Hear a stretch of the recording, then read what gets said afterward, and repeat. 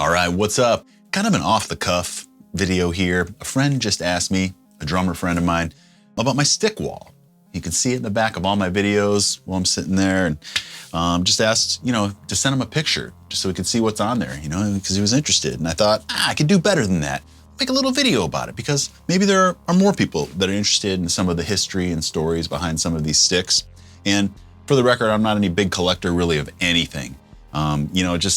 I take them from the Chimaira drummers, or if I'm offered some somewhere, and I'll just keep them. And one day, a couple years ago, I was like, I'm gonna get a little stand off Amazon and just kind of put the cool ones up here on the wall. So that's what I've done. Like in terms of like other trinkets I've collected over the years from all the tours, I really just collect Chimaira stuff, guitar picks, laminates, stickies, posters, things like that. But in terms of anything else, like I don't really collect stuff from other bands or really anything like that. But there are some cool stories with these sticks. And so I figured I'd just kind of take you through them for those that are interested. I've got them all from the Chimaira drummers. Got some Slayers, both Lombardo and bow staff, some Metallica.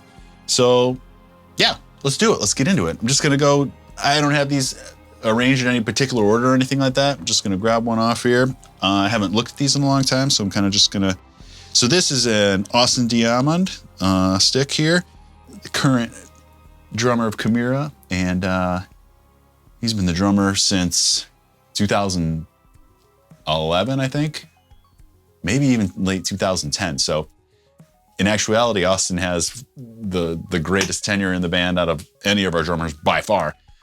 So this isn't a signature stick, but it's just one. It's got a 23 on there in his signature. So this is from the Chimaira 2023 reunion shows that we did here in Cleveland. 2 nights, played The Impossibility of Reason front to back, both nights. This one here, this is a cool one. This is an actual branded Anders Herrick Vader stick.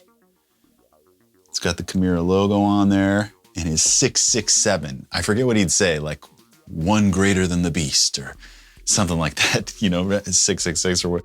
So we put 667 on here and his signature. This sucker is brand new. That first Austin one was stage used. And but this is brand new, so this is a cool one. Certainly a treasure from Arnold. Everybody asks how Arnold is doing. Unfortunately, I don't have any news. I don't think he's doing well, as a matter of fact. But that's that. Next up, this is a Chimaira branded Austin Diamond Pro Mark. And this is Chimaira branded there from our last Christmas show, December of 2025.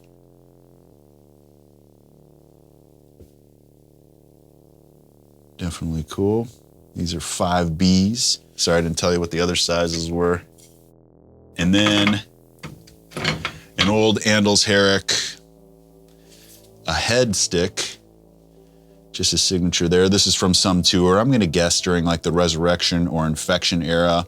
He was using these heads. These are like these plastic ones. I love these. They have a good weight to them. The only problem is these tips would break off all the time. And he'd also do a custom wrap on there with some sort of tape, probably stick tape, I'm assuming, for just better grip. So, but I always like these sticks, the feel of them, the weight in the hand. This is what I'd like to play with. I like the ping that they give on the cymbals, stuff like that. But you got that problem with the tip breaking off, but a wooden drumstick can break too, right? So that was another Arnold there. I'm gonna wait to talk about these Metallica ones in a sec. And then here is a brand new pair of Ricky Evanson, Vic Firth, Chimaira branded sticks. Brand new. So these are a cool treasure. Ricky was Chimaira's drummer for a year or less, I think. We did maybe one world tour with him everywhere, States, Europe, all that.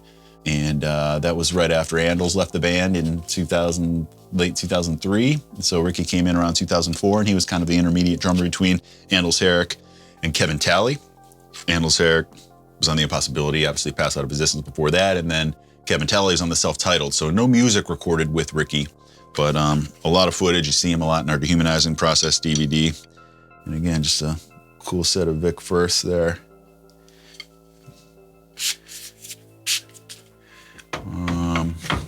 All right.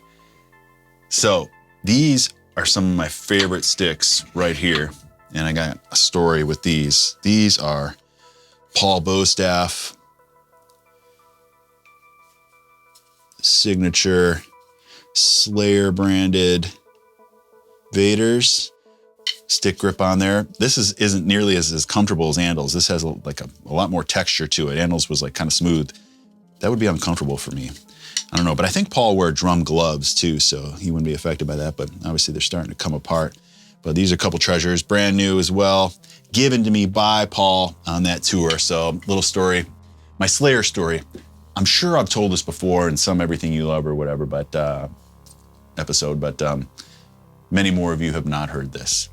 So when I first got into Slayer, I was a part of like the Columbia BMG for guys my age, around my age and older. You remember where you could get the like whatever it was, 10 CDs for the price of one, and you know, you'd get them and it'd kind of be a little bit of a scam where you'd have to buy into a monthly service, but you could just order a bunch of CDs. So I mean, I would do that all the time.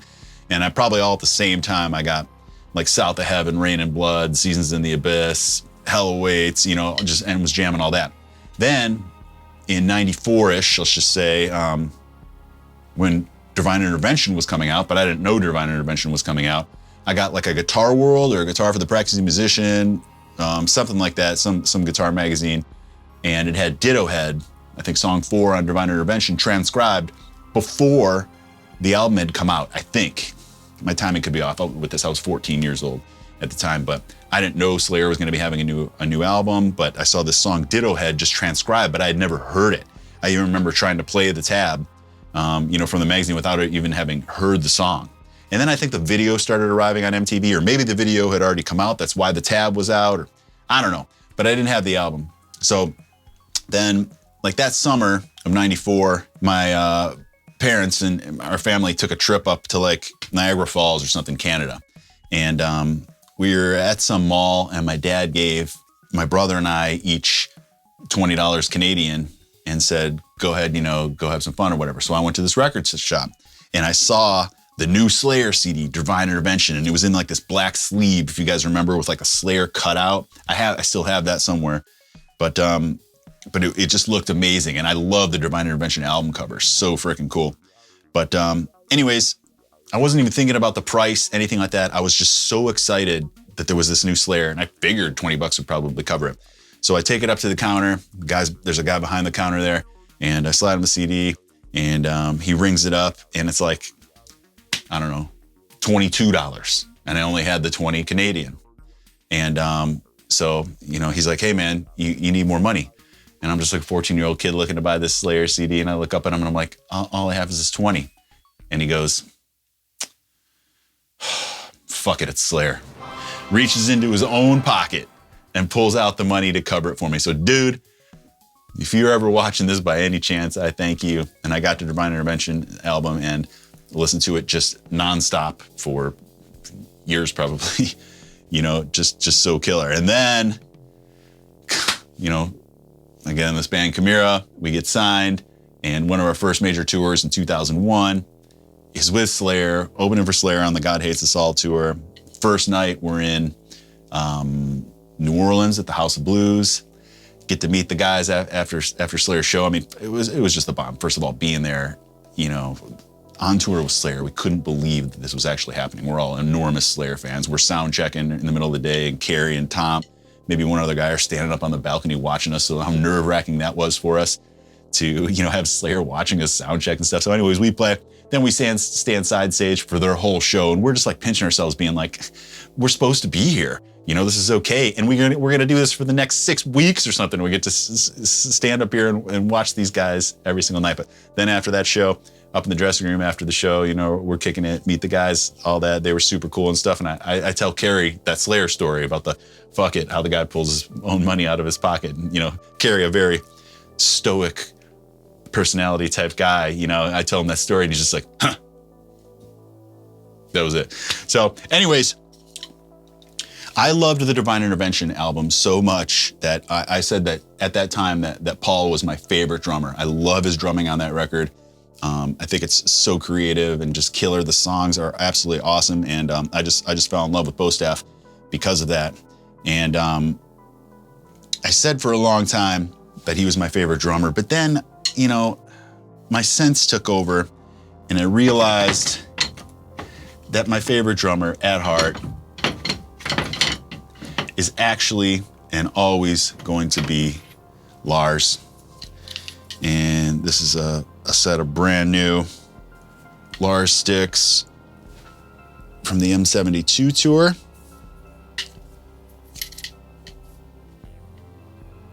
Very cool. And these are those ahead. So Lars, that's probably why Anders was playing them. If Lars was playing them, I mean, Anders played Tomo because of Lars. So these are really cool. And actually, these were given to me by my bud Aaron, who inspired me to make this video when we went to see Metallica together in November of 23 or 24, probably 24, in Detroit. And it was killer. Pantera opened. I think that was probably like one of Pantera's first tours back, you know, opening for Metallica. And it was sick. And he bought a couple pairs of sticks and gave me a set. And these are really, really cool. These feel great.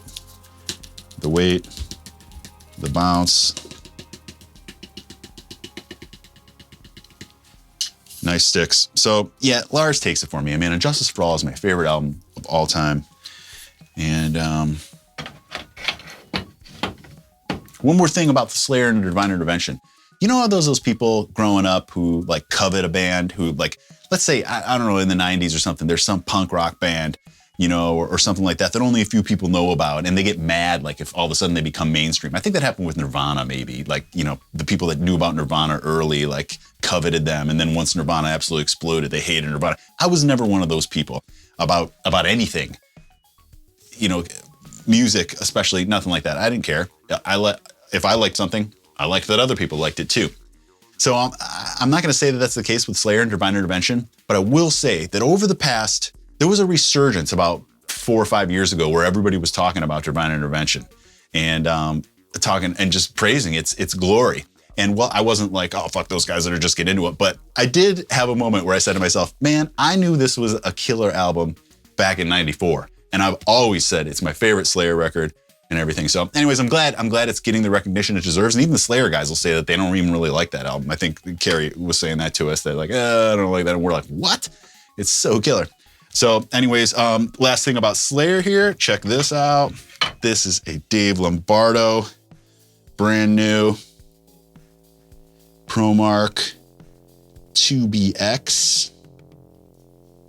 So no Slayer branding, but Dave Lombardo in his signature. Definitely when it was his time with Slayer. I can't remember how I acquired this, but certainly a treasure to have a Lombardo and a Bostaff. Pretty cool. This is just another. So I must have got a pair of these Austin Chimaira ProMarks from our Christmas show just this past December 2025. So that's just a double of that. This is a broken head. See the bend in there, a little bit broken. Kevin Talley from our time in 6 Feet Under in 2011. We toured Europe for a little bit, and then we came back and did the Summer Slaughter tour 2011. It was Kevin Talley on drums, myself and Steve Swanson on guitar, Matt DeVries on bass, Barnes on vocals, obviously. That was a fun time. So good playing those SFU songs. I've been a huge SFU fan. Wrote the Undead record with Barnes, for those that don't know. Very proud of that. But, and Kevin. So definitely a cool stick from Kevin's time. Ugh. Damn, look at that. Remember not to touch that again. Oh, because he's got the tape at the bottom there too, but it's deteriorating poorly, or rapidly, I should say. Man, I don't want to get that on any of these other sticks I touched. Look at that crap. Oh well. Next, we've got a pair of Silver Fox sticks. Brand new. These are Austin Diamonds. I'm gonna say from the Age of Hell tour, like 2011, 2012. Signed by Austin. Keep it G-Leet. G-Leet, sometimes we'll say instead of the Elite, the other band Austin and I are in. We'll say G-Leet. Ah, oh, damn it. Yes, I'm getting that stuff from my fingers on these. Crap. All right. Next, we got a pair, brand new pair, 5A Vic Firth from my good buddy Eric Schultek from the band, I could never say this name properly, Indefilade.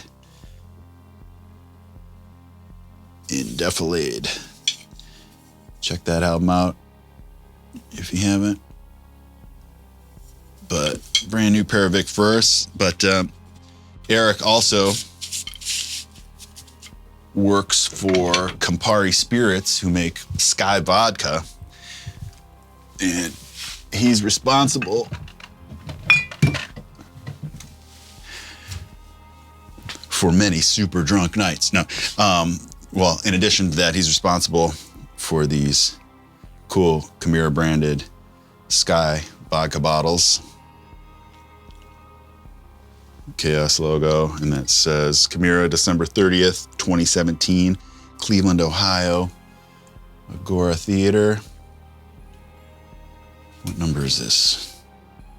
Number 1 of 72. Maybe I just wrote that in there. I don't know. You can't even see the 1 there. But definitely cool keepsake. Thank you, Eric. Last 2 here. We've got another Austin D. This is a ProMark. I can't tell the size, but a brand new. And he's got his F and A style in the Pantera font branded on there. And this was from Chimaira Christmas 15, which occurred in 2017. And that was Chimaira's first Christmas reunion show back after the band broke up years earlier. So, and that was, yeah. So that's that. And then up, final one is the double. So just another one of these F&A styles. So I got a few here where I just have the pair and then just some random one-offs and some custom branded ones from Slayer, Chimaira, and Metallica.